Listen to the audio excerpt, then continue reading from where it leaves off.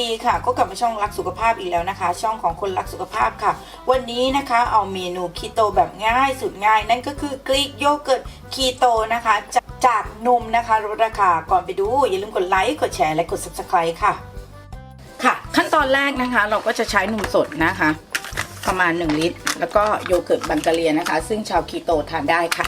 แล้วเราจะเทใส่หม้อกันนะแล้วไปตั้งไฟนะคะโดยใช้ไฟอุ่นๆนะคะแล้วตั้งจนกว่านมนะคะไม่ต้องเดือดนะแค่อุ่นๆแตะลงไปที่มือนะคะอยู่ที่ประมาณ60องศาถ้าเราไม่มีเทอร์โมมิเตอร์เราใช้วิธีการแตะที่มือได้นะคะนี่เราใช้นมลดราคากันนะคะเทลงไปเลยค่ะเดี๋ยวเราไปตั้งไฟกันนะคะเราจะคนกันนะโดยใช้ไฟต่ำมากๆเลยนะคนตลอดเวลาค่ะอย่าหยุดมือเลยนะคะแล้วรอวิธีเช็คนะว่ามันร้อนเกินไปไหมนี่ยังเย็นอยู่เลยไม่ได้นะคะคือรอจนกว่ามันจะอุ่นๆอะประมาณ60องศานะแต่ถ้าใครไม่มีเทอร์โมมิเตอร์ใช้วิธีนี้ได้เลยค่ะจับเวลาไปประมาณ3 นาทีนะคะไฟเบาสุดแล้วลองมาหยดทีนึง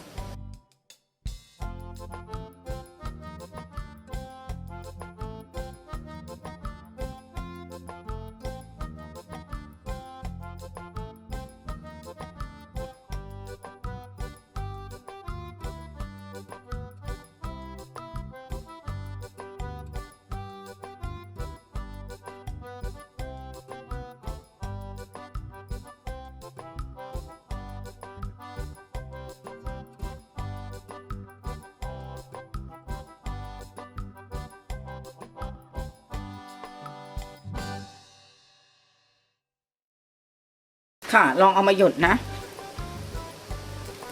พออุ่นแล้วปิดเลยค่ะเดี๋ยวไปตั้งให้มันเย็นนะคะรออุ่นๆนะคะแล้วถึงจะใส่นะคะในส่วนของโยเกิร์ตนะคะเข้าไปค่ะหลังจากนั้นนะคะให้เราใส่โยเกิร์ตรสธรรมชาติลงไปเลยค่ะเปรียบนะคะทั้งอันเลยนะคุณลงไปเลยค่ะ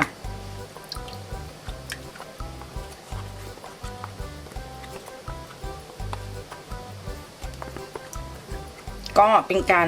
นะคะเป็นแบบเขาเรียกอะไรนะเป็นการใช้ประโยชน์นะคะของสินค้าป้ายเหลืองรวมถึงถ้าเกิดใครมีนมแบบนมเด็กกินเยอะอะใช้วิธีนี้นะคนค่ะใส่กล่องนะคะตั้งเทใส่กล่องนี้อย่างนี้นะแล้วเทตั้งไว้ในอุณหภูมิปกตินะคะ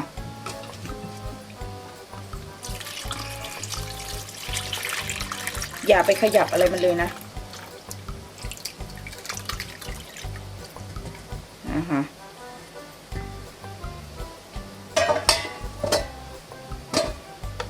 ปิดฝาทิ้งไว้นะคะตั้งอยู่ในอุณหภูมิปกตินะคะหรืออุณหภูมิห้องนี้เองนะคะแค่นี้นะคะทิ้งไว้ประมาณ24ชั่วโมงแล้วมาดูค่ะหลังจากเราแช่ทิ้งไว้นะ22นะคะมันก็จะเป็นลักษณะอย่างนี้เห็นไหมคะซึ่งทีนี้นะคะถ้าเกิดเราต้องการที่จะทำเป็นกรีกโยเกิร์ตนะคะให้เราไปกรองอีกทีหนึ่งนะคะใช้ผ้าขาวบางอย่างนี้นะคะแล้วก็ค่อยๆเทโยเกิร์ตที่ทำไว้นะคะเพื่อที่จะเป็นกรีกโยเกิร์ตนะเดี๋ยวน้ำเวตรงนี้มันก็จะออกมานะคะเห็นไหมคะ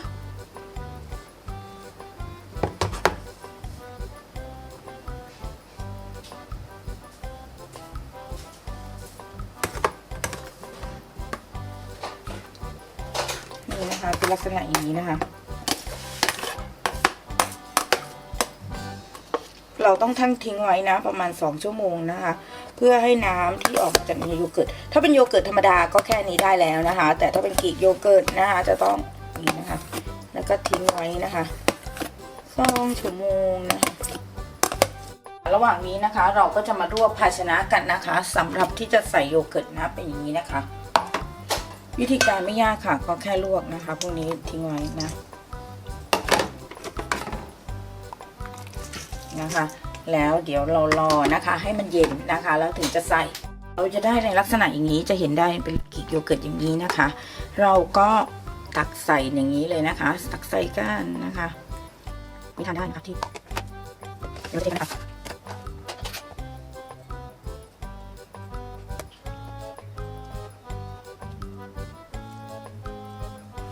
แค่นี้เราก็ได้กรีกโยเกิร์ตคีโตกันแล้วนะคะแบบง่ายๆประหยัดต้นทุนนะคะนมเหลือนะคะหมดอายุไม่รู้จะทำอะไรอย่าง ไม่รู้จะทำอะไรนะคะ ก็มาทำกรีกโยเกิร์ตกันค่ะสำหรับคลิปนี้นะคะ ทีมงานรักสุขภาพก็ขอลาไปก่อนค่ะถ้าชอบคลิปนี้อย่าลืมกดไลค์พวกเราด้วยนะคะ และที่สำคัญอย่าลืมกดแชร์จ้าเพื่อบอกต่อคลิปดีๆเจอกันใหม่คลิปหน้าสวัสดีค่ะ